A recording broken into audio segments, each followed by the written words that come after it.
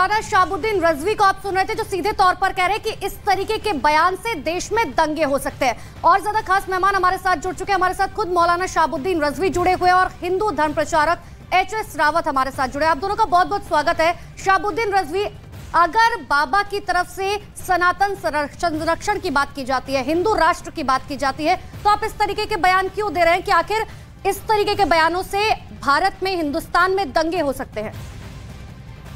देखिए मोहतरमा, कोई भी अपने मजहब के बारे में बात करे, चाहे सनातन धर्म हो या इस्लाम हो या सिखिज्म हो या जैनिज्म हो, कोई भी अपने मजहब के बारे में प्रचार प्रसार करता है, तबलीग करता है, इशाअत करता है, इसमें किसी तरीके से कोई रोक टाक नहीं है और ना किसी को एतराज़ हो सकता है और ना हमें एतराज़ है। वो सनातन धर्म की खूब बात करें, खूब तशहीर करें, खूब प्रचार करें, हमें कोई आपत्ति नहीं है।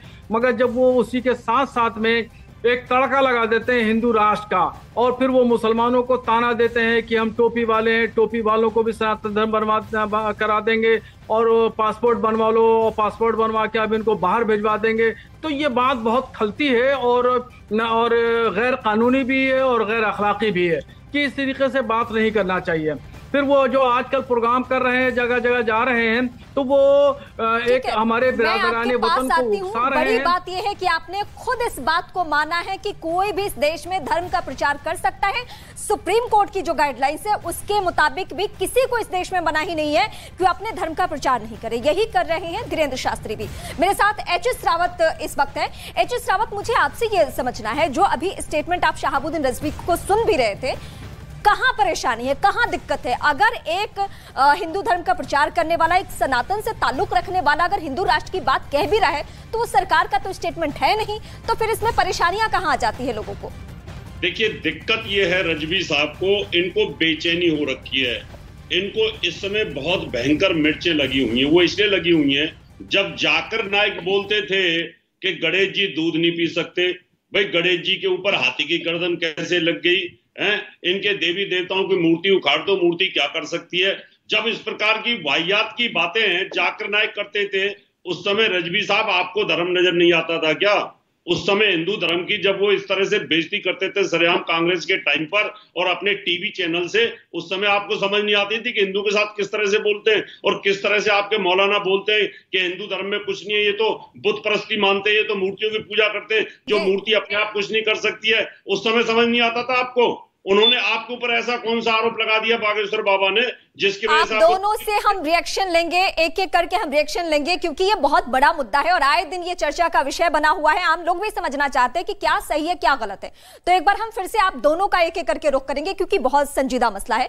लेकिन इसी बीच एक और अहम खबर आ रही है, उसका भी हम रुख कर लेते हैं। यूपी के शाहजहांपुर से बड़ी खबर है ये, और ये यूपी के शाहजहांपुर से हम बड़ी खबर बता रहे हैं, जहां लव जिहाद मामले में आरोपी फहीम को पुलिस ने गिरफ्तार कर लिया है। ये बड़ा अपडेट, तो ये बड़ी खबर है। साथ ही नाबालिग लड़की को भी यहां पर दस्तयाब कर लिया गया है। फहीम पर उसके धर्म की असलियत छिपाकर नाबालिग लड़की को प्रेम के फरेब में फंसाकर शादी करने का आरोप है। देखिए, लड़की के घर वालों की शिकायत पर पुलिस ने पहले लड़की को बरामद किया और ठीक उसके बाद 2-3 दिनों तक छापेमारी के बाद फहीम को धर दबोचा।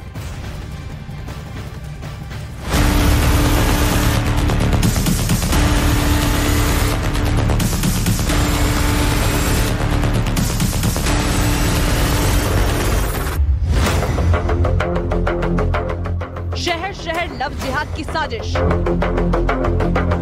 मोहब्बत की आड़ में धर्म का धोखा, लव, मजहब और धोखा।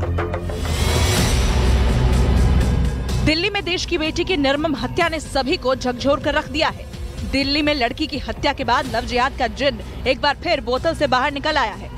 दिल्ली, उत्तर प्रदेश, राजस्थान से लेकर छत्तीसगढ़ और झारखंड तक देश के किसी न किसी कोने से हर रोज मोहब्बत की आड़ में लव जिहाद की खबरें सामने आ रही हैं। शहर शहर मोहब्बत के नाम पर मजहबी साजिश और प्यार के नाम पर अवैध धर्मांतरण की साजिशों के आरोप लग रहे हैं।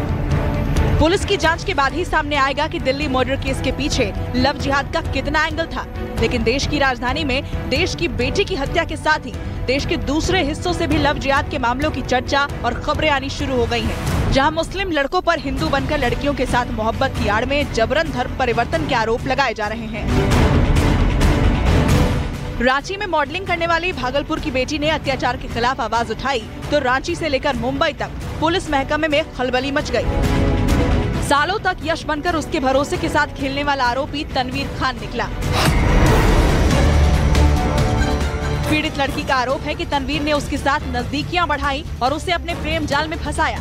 जब तनवीर ने पीड़ित लड़की पर धर्म परिवर्तन कर निकाह के लिए दबाव बनाया, तब पीड़ित लड़की उससे पीछा छुड़ाने के लिए मुंबई चली गई, लेकिन तनवीर ने वहां भी उसका पीछा नहीं छोड़ा और मुंबई पहुंचकर उसे परेशान करने लगा।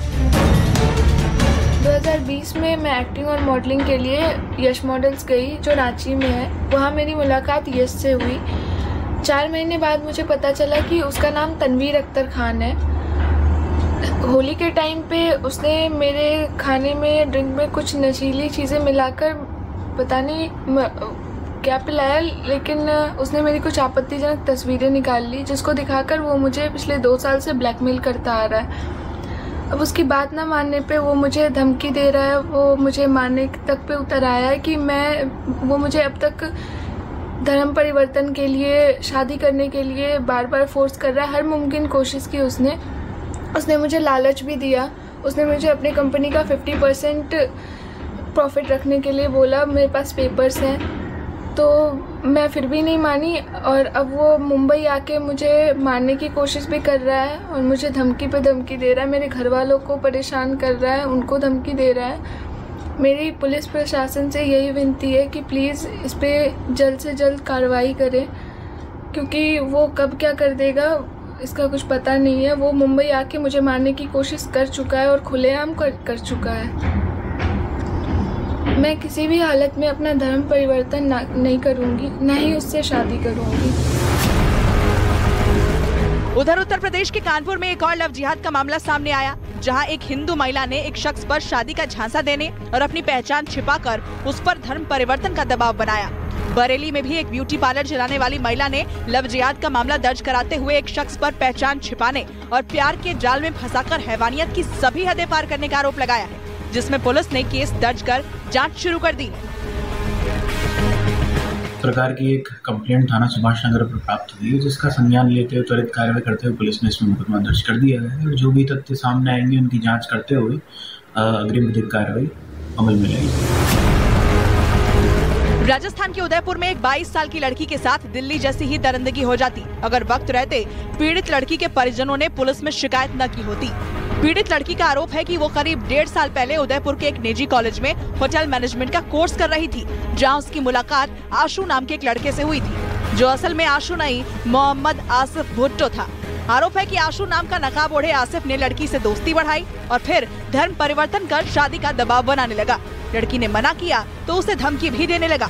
हद तो तब हो गई जब दिल्ली में साहिल की दरिंदगी के बाद आसिफ ने लड़की को उसी तरह का अंजाम भुगतने की धमकी दी, जिससे डरी सहमी लड़की ने फौरन पुलिस में शिकायत की। आरोप ये भी है कि पहले भी आरोपी ने पीड़ित के साथ मारपीट की थी और लव जिहाद की साजिश में उसकी पूरी फैमिली शामिल थी। पे मेरा नंबर वायरल करके और लिखा ये लड़की गलत काम करती है, इसलिए क्योंकि इसने मेरे को टाइम दिया था सुबह 12 बजे तक, अगर तू बुरखा पहन के नहीं आई तो तेरा सब कुछ बर्बाद कर दूंगा और तुझे जान से मार भी दूंगा। और वेपन और नाइफ लेके घूमता है, बिल्कुल शार्प नाइफ लेके। फिर मेरे पास कोई ऑप्शन नहीं बचा तो मैं अम्मा माता थाने आई। धमकी बस यही कि ना धर्म परिवर्तन कर और ना अल्लाह की राह पे चल, सुन्नत बन, ऐसी बातें करता था मेरे साथ। अगर तूने ऐसा नहीं किया तो मैं तेरे साथ ये कर दूंगा, वो कर दूंगा। देश भर में शहर शहर लव जिहाद के मामले सामने आ रहे हैं। दिल्ली में देश की बेटी के साथ हुई दरिंदगी देखने के बाद बेटियों के माँ बाप डरे सहमे हैं। उन्हें डर है कि कहीं कोई साहिल उनकी बेटी की भी ऐसी ही दरिंदगी से हत्या न कर दे। उदयपुर, शाहजहांपुर और जबलपुर, साथ ही बरेली और कानपुर में जिन माँ बाप की बेटियां कथित लव जिहाद के चंगुल में फंस चुकी हैं, उनकी आंखों की नींद गायब हो चुकी है। उनको अपनी बेटी की फिक्र है और ये फिक्र तब तक रहेगी जब तक धर्म की आड़ में लव जिहाद की साजिश रच रहे आरोपियों को सख्त से सख्त सजा नहीं मिल जाती है।